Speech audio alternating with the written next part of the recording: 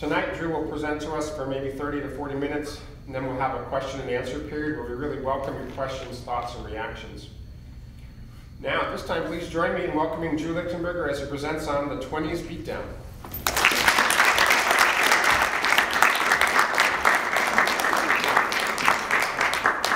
I have a lot to live up to now, so I hope I live up to it.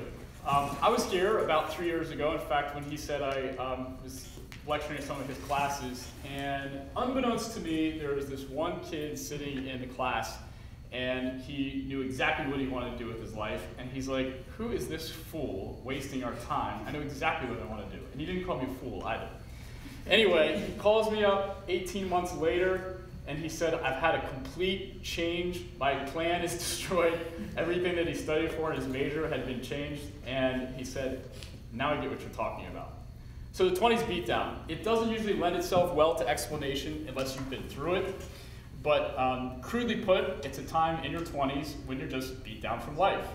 Typically, it's because there's some kind of plan or expectations that you had that didn't work out, and you've met the circumstances that or unexpected challenges that give you a lot of anxiety.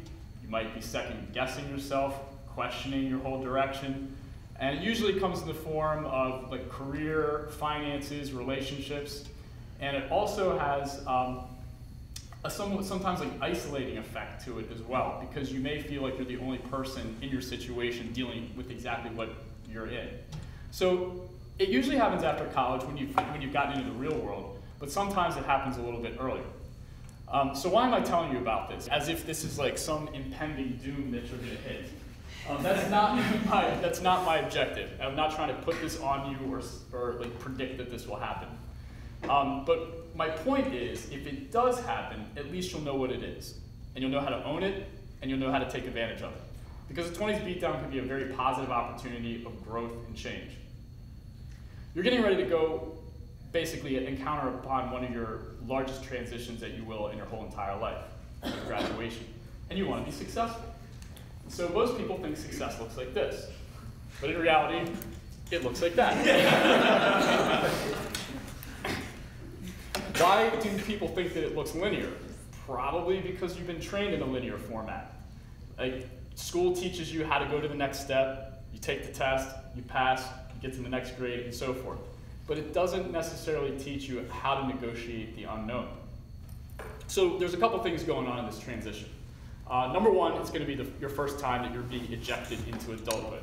Now, there's nothing new under the sun. That's been happening for ages past, the regular coming to maturity narrative. But what is different is that it is different in today's society. It's a lot different than what your parents grew up in. Since about the 1970s, some gradual things have been happening, and only in about the last 10 years has it come to be at a noticeable level. So globalization, automation, outsourcing, all of these things have actually shrunk the US labor market, and particularly for young adults. Secondly, education. It takes more education just to earn the same amount of money. And now it even costs more for education. A lot of people have debt, which is creating another problem. It's kind of impeding people from entering into adulthood and sort of like being mature, if you will. And of course, technology has drastically changed society, and it's also changed human development. So how did I get to even study this whole thing in the first place? Well, this is a real thing, this prolonged transition to adulthood, and that we are in a much more chaotic society. Something's called an anomic society, which really means just a society where there's not a lot of agreed upon norms and values. And this is a real thing.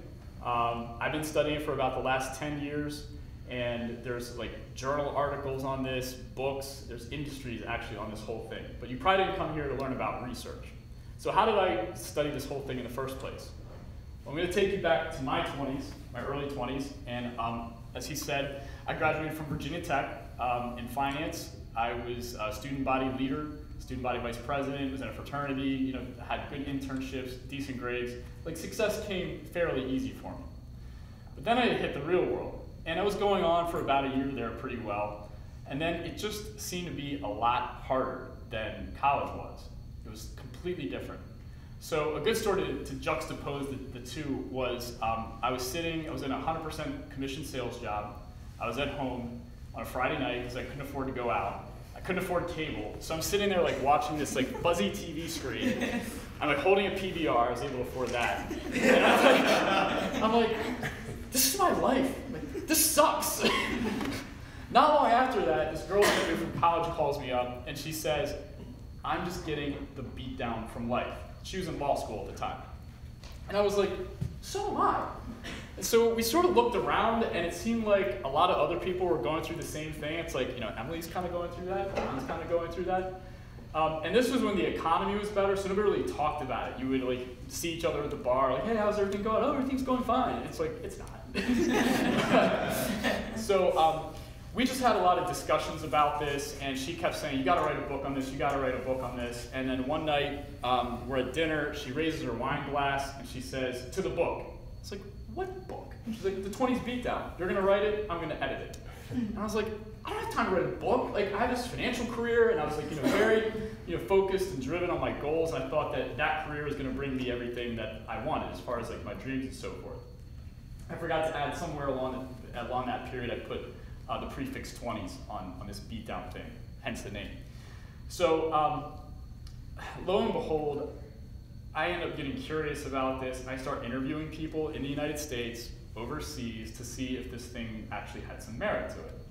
And then not long after that, I have this like growing manuscript. I actually start writing, carrying around my interviews, and I was extremely busy, but it was not really working and doing business appointments. So therefore, in that kind of business, my revenues were just going downhill. And I still had to pay my staff salary and like office expenses and everything. I was driving a Mercedes at that time. So I was going into debt. And I didn't like really clue into it just because I was like really excited about writing this book and doing all this stuff. So my assistant comes up to me one day, who was in her early 20s, and she's like, Drew, you're miserable. And I was like, I am miserable. This is great, like I can quit. And so I rolled into my boss's office and I'm just like, I think I'm done. And I just quit my job. And I mean, people thought I was crazy. I thought I was gonna have like this book and this coaching and consulting company, and here I was gonna like help my generation because it was so much more meaningful and purposeful than everything else. And I just fell flat on my face, to be quite honest. I mean, I was waking up every morning, writing, and then at some point I got invited to Duke University to speak about the 20s Beatdown. And on my way driving home, I realized that I could not afford to put gas in the Benz to get back to Richmond. So I'm like, I pulled over the side of the road, and like, what have I done with my life? I've completely just run the whole thing ashore. And meanwhile, the girl that I had mentioned, started dating her, and then she dumped me after I decided to actually write this stupid book. So it was like 2.0. Anyway, I ended up getting picked up by Virginia Tech. They hired me to build and develop a professional development program for the graduate students. And at the same time, I matriculated into graduate school to study human development. And I wanted to see specifically this period between adolescence and adulthood, whether there's something different going on in late modern society. And I found out, yes, there was. Anyway, the point I want to lift out of that story is the main juxtaposition between doing something meaningful and purposeful, and then also doing something that you're supposed to do. And there's no real easy way to negotiate this question, and there's some inherent tensions there. So what do we do to figure that out? My message is to own your development, because if you don't, then nobody else will. It's not about building a life plan, nor is this about letting life come as it may. Those who build a life plan tend to be unhappy because something happened that's not working out, and like life just throws you wrenches that you can't anticipate.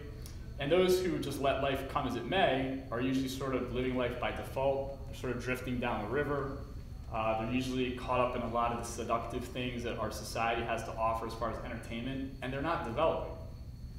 So you're in your 20s, and your 20s are some of your prime sweet spot areas to be able to develop and grow in so many areas, so many levels too.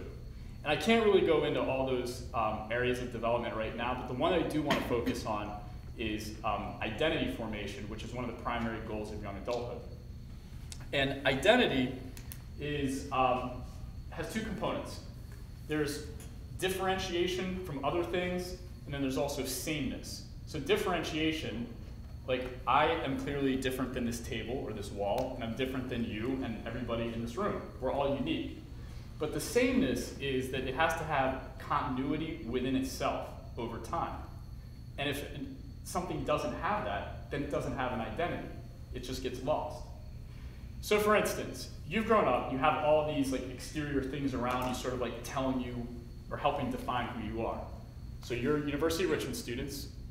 If you get good grades, you're a successful University of Richmond student. Plug in your student activities, plug in your major, fraternity, sorority. If you're an athlete, you get the picture. So all that goes away as soon as you graduate. Nobody really cares, and it doesn't define you anymore. So what do you do? Well, it could be your job, but with people changing jobs so often, and sometimes people not liking their job, you often hear, I don't want to be defined by my job. What if you're unemployed? So you see where I'm going with that. So people have to have like a sense of internal identity, which you probably do, but you have to have what's called a strong enough ego identity to be able to negotiate a vastly changing, anomic, shifting society. And that's one of the main parts that's different now than it was from when your parents were growing up. Also, a lot of people would stay with the same career, and your identity can kind of get fairly locked into that. But every living thing has genetically encoded data in it that tells it what it is. So tree cells tell it that it's a tree. Like a maple or an oak, we have the same thing. So what I'm going to offer you here is my model, this will be in the book, for identity DNA. And the first part is values. Values are what is important to you, what you believe. Gifts, talents, and abilities, just like your natural inborn aptitudes that you have. There's a lot of data just in what your strengths are. These are not learned skills, these are natural aptitudes. And also things that you don't have an aptitude for. There's just as much valuable information in there telling you who you are. And then vision. Vision is a forward-looking component or future-looking component to this. If I say the stadium right now and you know that we're not there, well, immediately the stadium comes into your mind, in your mind's eye, and that's in essence vision. So it's a place where you're not, and it's a place where you know that you can go. So putting all of that together, that's what I call identity DNA. It has 3 points, so it's like has some stability. It's a tripod. So how does this inform you about your life direction? So there you are in your current reality, and you have 360 degrees in which you can move forward. Maybe it's more like 180, 120, 90 degrees, because you have already chosen, made some decisions as far as your major is concerned. But here's where we get into the paradox of choice. What's the paradox of choice? If you have 0 options, that's no good, because you're just locked into something. It's uncomfortable. If you have a few to several options, that's good. You get to have flexibility, you get to make some choices in your life. But then there's a law of diminishing returns when there's too many or it becomes infinite, particularly when you don't know what the outcome is. And a lot of people heard of this, like the fear of missing out. So it's like you make a decision, but well, is that the best decision? What if that decision over there could have been better than this one? So a lot of people say, well, I want to leave things open. I don't want to lock myself into anything. But what happens there is you tend to stagnate, and you might be paralyzed, and it can even lead to depression. So that's not a good thing. So let's go to the identity DNA. First, your values. You wouldn't think that your values are directional, but they are. If you value family or integrity or honesty, if you make big decisions, big life decisions, but even your small, little, teeny daily decisions that you make thousands of times every day, it will lead you in a certain place. It will have a trajectory. It will have results. And the converse is true. If you do things in a corrupt way, that's going to lead you in a certain way as well. So here's gifts. That blue ring is representative of like all the smattering of like human talents and abilities. So you would not want to walk in an area where you don't have talents and abilities. So let's say this guy up here, he has creative skills and they're in that little yellow space. He would want to walk in that, he or she. You basically don't want to be putting yourself in roles or environments that are that are tapping on gifts and talents and abilities that you don't have, because it's going to be like tapping on an empty well. But if you are utilizing your gifts and abilities, you're going to be more happy, you're going to be excited about developing them, people are going to notice that, you're going to advance. So you want to honor your gifts and put yourself in those types of environments. The other thing with both of these as well is with values, you want to find companies or organizations that also will honor your values as well. So this is what we're trying to avoid, is putting a square peg in a round hole with both of those. So the third component I talked about was vision, and that's the one that's exciting. You can have some passion about it. It's motivating. You can see it, sort of a mental manifestation. And you can have vision for your lifestyle, for what you want to be doing, for the type of impact that you'd like to make. But you can even have vision for your character, for your family, and even for your own heart. So you have 3 data points here, and that gives us some trajectory. But as we already talked about, life is not linear. So it's going to probably look a little bit more like this. Maybe those are some little beatdowns. But anybody been sailing? And you know what tacking is? Okay, so tacking is, if we know that that's our destination over there, you don't just like point your boat at it always like you would with a car. You need to go, to catch the wind, you may have to go this way, and then you turn around to catch the wind, and then you go this way. So if that's our destination, and we're heading that way, you might be like, dude, where are we going? We're going the wrong way. But you're not. You're actually getting to your destination. And that's a lot of times how life feels. So it may actually be a little bit more like that. Hopefully not, but that's a big mess. But that could be success. So you'll see there, that red dot up there is purpose. So if you actually follow your gifts, your talents and abilities, your vision, and your values, you may actually end up hitting your purpose. Now, when you're in your 20s early on, to try to figure out your whole life purpose is very difficult. You just haven't had enough experience. But those little red dots up there, if you can see them, those are like little purposes or little destinations along the way, which are just as important. So let me tell you another story to bring some of this to light. I'm going to take you back to my freshman year. And I was from Maryland. I was a little bit dopey because I didn't really know Virginia. And when I mean Virginia, I mean UVA, Virginia. And I went to Virginia Tech, and somehow as a freshman, I was invited to this alumni luncheon. And I wore a blue and orange tie, which are UVA's colors, our rival.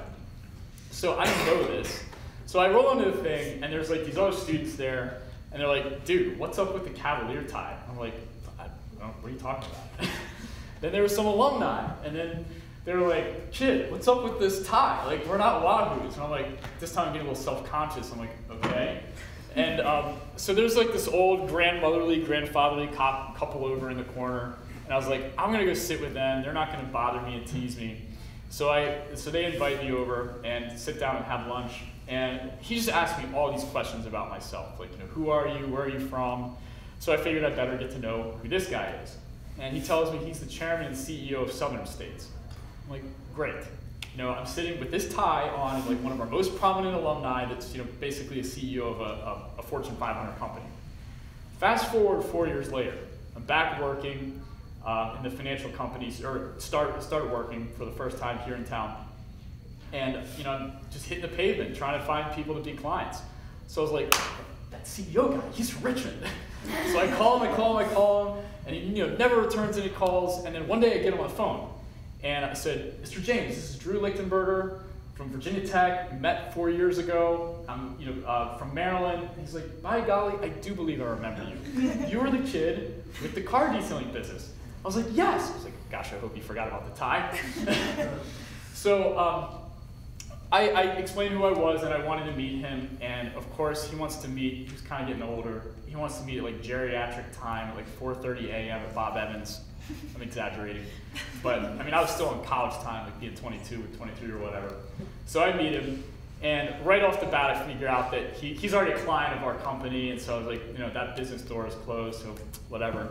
But what happened is we ended up meeting over the next 6 months about once a month for breakfast, and just got to know each other.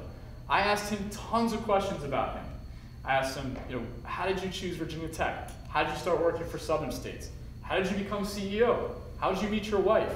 How did you decide to serve Virginia Tech afterward? What was motivating you to be such a prominent or active alumni? And at one point, I decided, like, okay, I'm going to ask him to be on my personal board of advisors for my financial practice. And so he tells me, he's like, no, I don't believe I want to do that. I'm like, great. Another door closed. He said, but I do believe that you would be good for our board. I'm like, for the Virginia Tech board? I'm like, yeah, I'm already on that. I'm like the chapter, you know, like leadership locally here in Richmond. He said, no, our national board. I was like, oh, the national board? So I was very humbled, and I thought, well, how do I get on that? And he asked me what my resume was again, and sure enough, about a year later, I get a letter in the mail and it says, congratulations, you've been nominated to the Virginia Tech Alumni Board. And there I was on it. So what happened there was that gave me access to like 30 other very prominent alumni, and also all of the deans and provosts of the university. And that's how Virginia Tech picked me up to build that development program and also graduate school. When I tell it like that, it seems like, oh wow, that just like really worked out really well. Like, how nice is that? But no, it did not feel that way at all. There were certain times where I was getting the crap beat out of me, and I was not successful financially at some points, and it felt like a setback and failure. The financial company actually hired me back first. It didn't work out at Virginia Tech at the very end because they had no idea what I was trying to study. I was trying to study the impact of technology, like social media, Facebook, and so forth, on the identity development of young adults in late modern society. They were clueless. They also told me that my book idea was not worth anything and that it's not of academic quality or credibility. And so I internalized all that, quite frankly. I was like, oh, I guess this all this stupid, and that, you know, put a final nail in the coffin. But so I had to go back to work, and I went back to the old financial company, and they hired me to coach their college interns. A couple of them were actually University of Richmond interns. So I would help them to be successful in that career, or if they didn't like that career, I just helped them to figure out what they did want to do with their lives. And it was great. So it was probably the most professional fun that I ever had. And I started to get promoted.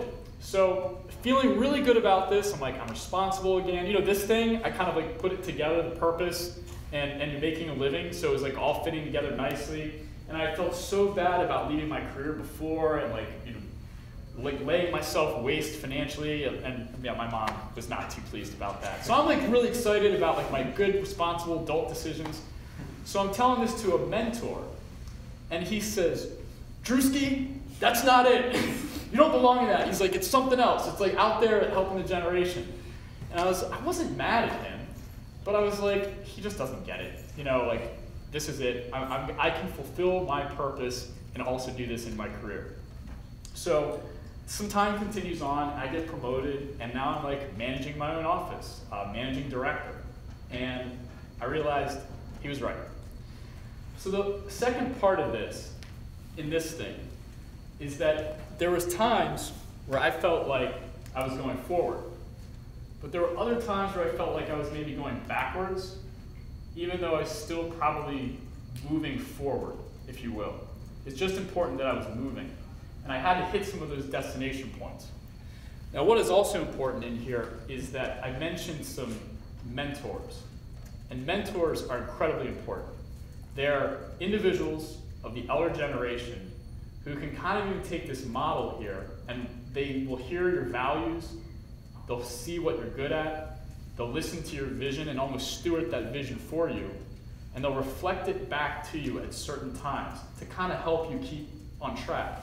So that when you feel like you're going backwards like this, they may actually be keeping you right in where you are. What you don't want to do is be stagnant, like I said before, is like that. So to wrap all this up, the major point is to own your development, because absolutely nobody else will.